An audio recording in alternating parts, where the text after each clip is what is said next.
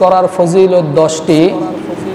এর মধ্যে 1 নাম্বার ফজিলত হলো যারা হজ করবেন তারা নিষ্পাপ শিশুর মতো হয়ে যাবে।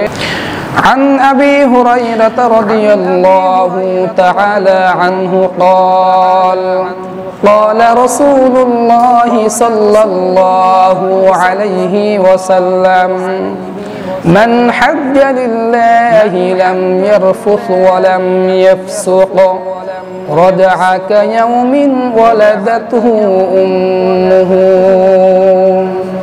হযরত আবু হুরায়রা রাদিয়াল্লাহু তাআলা আনহু থেকে বর্ণিত, তিনি বলেন রাসূল সাল্লাল্লাহু আলাইহি ওয়াসাল্লাম বলেছেন, মান হাজ্জা লিল্লাহ, যেই ব্যক্তি আল্লাহ তাআলার জন্য হজ পালন করবে, হজ ব্রত পালন করবে, লাম ইয়ারফুত ওয়া লাম ইয়াফসুক, এবং হজ পালন করার সময় যদি সেই ব্যক্তি কোনো গুনাহের কাজ না করে, অশ্লীল পাপাচার কোনো গুনাহের কাজ যদি না করে, রাজাআ কায়াউমিন ওয়ালাদাতুহু উম্মুহু, সেই ব্যক্তি হজের কার্যাবলী শেষ করার পরে যখন বাড়িতে ফিরবে, ওই শিশুর মতো নিষ্পাপ হয়ে বাড়িতে ফিরবে যেই শিশুকে তার মা সবেমাত্র দুনিয়ার মধ্যে ভূমিষ্ঠ করলো, জন্মদান করলো।